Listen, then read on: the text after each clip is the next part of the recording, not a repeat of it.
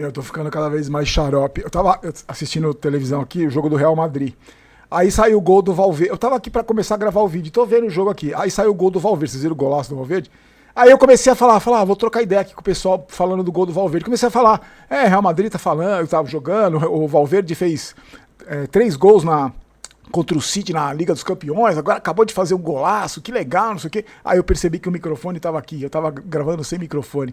É que a gente fica, eu gosto pra caramba de fazer, de gravar.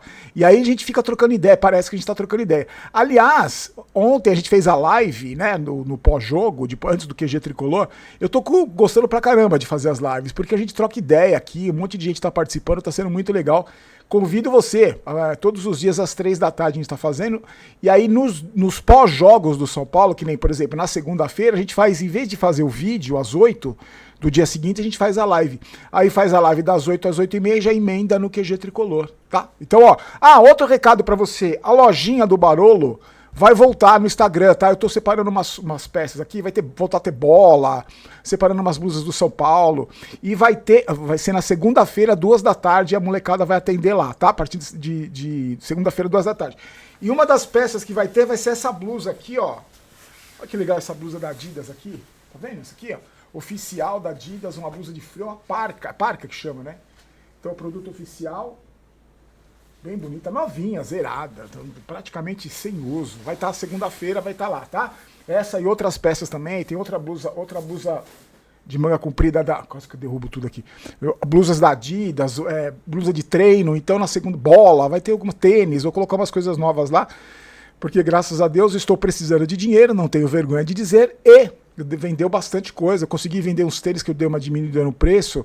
Tô vendendo por preços mais baratos e eu fico muito feliz quando o pessoal recebe as peças e manda recado falando, pô, que legal, valeu a pena.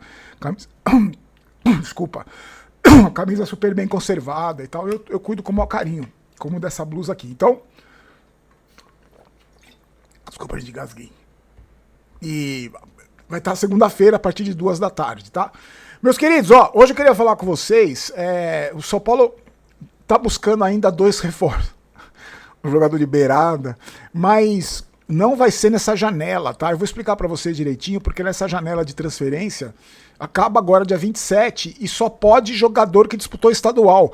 Então não pode trazer jogador de fora do país, não pode trazer, né, graças a Deus, uns veteranos cabeça de baga aí que veio se encostar aí, mas o mercado fica muito limitado. Mas o São Paulo, a diretoria do São Paulo, o seu Rui Costa, que aliás prometeu título, né? Então vamos cobrar título, porque ele disse que eu traz o Roger Machado para ser campeão. Disse que vai contratar, o elenco tá fechado, mas se aparecer uma oportunidade de mercado. O Valverde tá dando sopa lá no Real Madrid. A gente vai falar sobre isso também, tá? Eu também quero falar para vocês sobre esse pedido de prisão aí que saiu, um buchicho do pedido de prisão, os caras ficaram apavorados lá, os investigados do São Paulo, que são poucos, né? Tem pouca gente sendo investigada. Vou explicar para vocês também meu Deus do céu. Eu sei, gente, eu sei que é chato. O São Paulo é líder do campeonato, tá todo mundo contente, beleza. Só que você me desculpa, eu não posso deixar de falar desses assuntos, eu não posso deixar. A gente não pode deixar esquecer, cair no esquecimento tudo que aconteceu, que vem acontecendo no São Paulo há tantos anos e essas investigações. Eu queria falar para vocês, porque foi um pedido de prisão para aquela que estava envolvida no áudio, aquela outra lá. E aí, bom, eu vou explicar para vocês direitinho.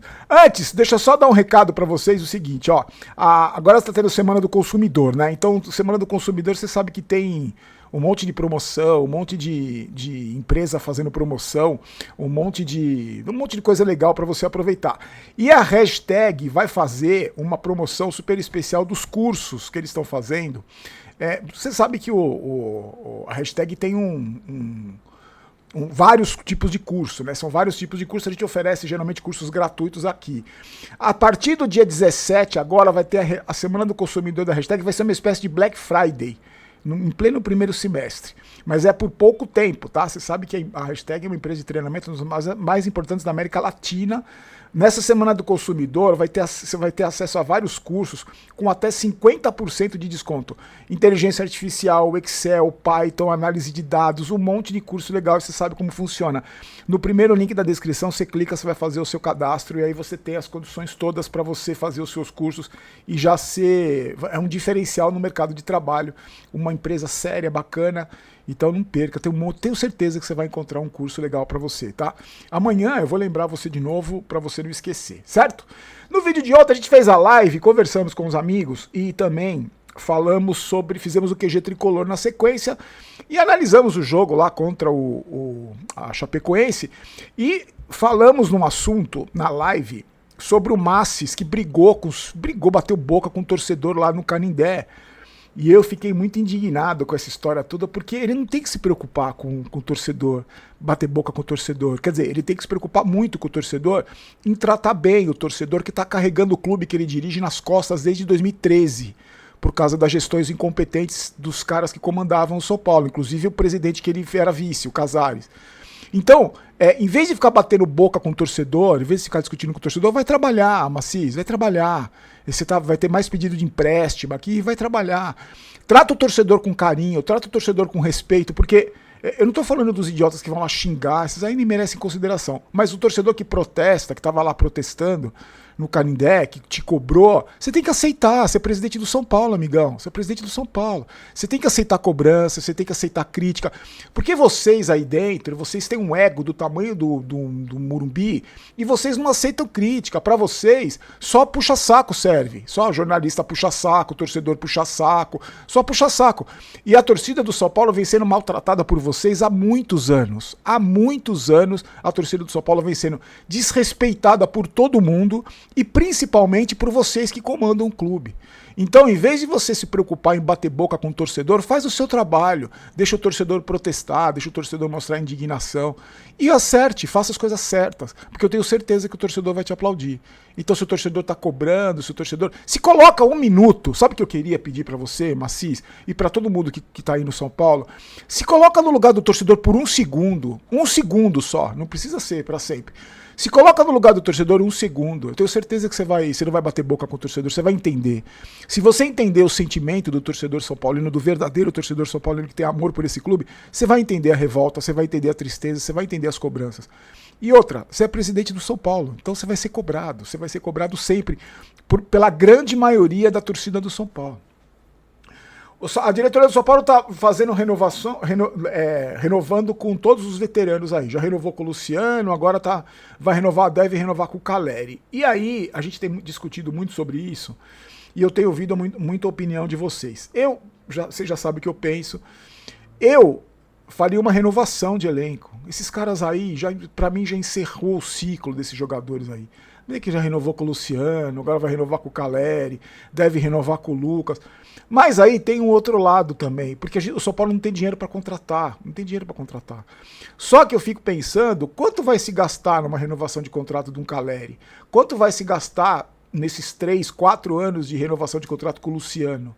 Será que esse dinheiro aí não poderia ser aplicado no mercado para trazer... a gente vai falar das contratações aí que o São Paulo pretende fazer. O que eu gostaria muito que acontecesse é que um clube estruturado, um clube que tem uma estrutura financeira, tem profissionais trabalhando sério, né, não batendo boca com o torcedor, ele se preocupa com a renovação do elenco, se preocupa em jogador... Não tem jogador de estimação, jogador de gratidão, renova por gratidão. Vai atrás de gente com fome de título, vai atrás de jogador consagrado, mas que tem uma história no futebol para chamar responsabilidades nos momentos difíceis. Uma equipe estruturada, vencedora, vai atrás de jogador vencedor, vai atrás de jogador que chega para resolver. É que infelizmente no São Paulo a gente não tem nada disso. A gente não tem profissionais lá dentro, a gente não tem uma estrutura financeira, a gente torce para um clube destruído, um clube que foi devastado por gestões podres e deve renovar com o Caleri aí, mais um jogador, um dos líderes do elenco que deve renovar contrato. E não vai renovar contrato por pouco, né? Não vai por pouco dinheiro e por pouco tempo. O Rui Costa está fazendo aquilo que os dirigentes do São Paulo costumam fazer, né? Renova contrato com veterano por muito tempo de contrato com salário alto, porque aí esse cara que faz isso, o diretor de futebol que faz isso, tem o respaldo dos jogadores, é o queridinho dos jogadores. Eu só vou lembrar para vocês um tal de Alexandre Pássaro que fazia isso, contrato de 5 anos com o jogador com um salário lá em cima. O Rui Costa está fazendo mais ou menos a mesma coisa. E a janela de transferências vai até o dia 27 de março, só para jogadores que disputaram o estadual, que estão nessa janela, né? Então o São Paulo não vai poder contratar, fica muito restrito. Então, muito provavelmente, até o dia 27, o São Paulo não vai contratar mais ninguém. Só que para a janela do meio do ano deve pelo menos mais 2 posições aí para jogador de beirada, aquela história toda, mas vai ficar de olho nos jogadores, em novos reforços. Para conquistar título, né, que o Rui Costa prometeu, né? Vocês não prometeram, o Rafinha e o Rui Costa prometeram títulos, vai ter que contratar jogador. Eu gostaria de contratar jogador de peso, não só de capacidade dentro de campo, mas principalmente de características assim, que chame a responsabilidade, que saiba da grandeza do São Paulo, que mesmo consagrado tenha fome de títulos. Eu vou te dar um exemplo de como eu acho que deve ser, e um exemplo de como não deve ser. Não adianta nada você trazer um Daniel Alves aí, que ganhou tudo na carreira, chega mandando no clube, escolhendo o número da camisa, escolhendo a posição que ia jogar. Quando o treinador pediu lá, o Cuca pediu para ele jogar de lateral, ele disse que não, que era meio. E aí tem esse caso de fracasso retumbante, os Rames Rodrigues da vida, e tem um caso de um sucesso absurdo que se chama Hernanes, que é um jogador que veio, que tem um sentimento, ainda mais tinha um sentimento pelo clube, e chamou a responsabilidade. O São Paulo não foi rebaixado por causa do Hernanes. Então eu sei que é muito difícil você achar no mercado esse tipo de jogador, e ainda mais para um clube falido, mas eu gostaria de jogadores vitoriosos no São Paulo, que chamassem a responsabilidade, não um perdedor aí, mimizento, mimado, que não aceita crítica, que manda no clube. E aí, o São Paulo está fazendo mais 2 empréstimos, vai encaminhar mais 2 empréstimos, 2 contratos de empréstimo para o Conselho aprovar. O Conselho aprova tudo, né? 34 milhões um empréstimo naquele banco Daicoval, e outro empréstimo de 40 milhões num banco chamado Tricuri.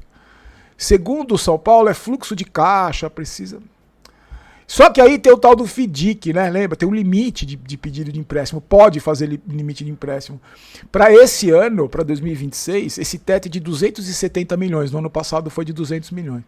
E aí eu tô vendo muita gente comentar aquela história de novo na mão dessas pessoas. O São Paulo nunca vai sair desse buraco, sempre pedindo empréstimo, né? Vende o almoço para comprar janta, sempre devendo, sempre pedindo empréstimo. E se volta a falar de novo sobre SAF, que é um assunto muito recorrente. Eu não sou contra a SAF, de jeito nenhum. Eu não sou contra, ainda mais na situação que está o São Paulo. É que, da maneira que eu falo, às vezes, como eu me expresso mal, às vezes, a culpa minha, isso.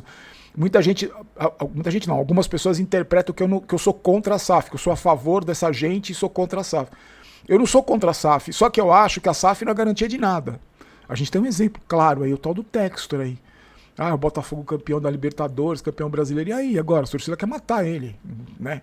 No sentido figurado, mas a torcida está muito satisfeita. Olha o que aconteceu com o Vasco. A gente tem exemplos de SAF que não deram certo. E eu sempre gosto de usar o exemplo do Palmeiras e do Flamengo, que não são SAFs. Se reestruturaram. Porque eu já cansei de falar para vocês aqui. Não sou eu que digo, são especialistas em economia que dizem que para recuperar esses clubes é muito fácil, porque esses clubes arrecadam muito dinheiro. Então, eu não sou contra a SAF, só que depende da SAF. A gente tem histórias aí de SAF catastróficas no futebol, no mundo, não só no futebol, mas no mundo, de SAF catastróficas, e que quem é que vem? Quem é que vai querer comprar? Como é que vai ser? Entendeu? Esses conselheiros que estão lá há tantos anos, como é que vai ser esse acordo? Então, eu acho muito difícil. Eu acho que é a mesma coisa que tem gente que fala assim, é o mesmo argumento que eu uso, pode ser raso, você pode até discordar de mim, mas eu sou muito simplório em algumas coisas, e eu acho o seguinte, tem gente que fala assim, tem que cair para a segunda divisão para tomar vergonha na cara. Eu acho que pode tomar vergonha na cara sem cair para a segunda divisão. E eu acho que pode reestruturar um clube sem virar SAF. Tem gente séria, profissional, que tenha sentimento pela instituição, que não tem o ego do tamanho do Morumbi, que a vaidade seja menor que o sentimento que tem pelo clube. Só que aí você pode me chamar de ingênuo, porque aí eu acho que realmente é muito difícil que isso aconteça, não só no São Paulo, mas no futebol brasileiro. Amanhã, meus amigos, estaremos na Rádio Barolo na transmissão do jogo, 8h30 da noite o jogo, né? O Bragantino pedra no sapato, se bem que o São Paulo eliminou do Crespo, eliminou o Bragantino no Paulista. O Bragantino é o 5º lugar, veio do empate contra o Grêmio, o Mancini, o treinador, falou que foi injusto, o Bragantino merecia vencer.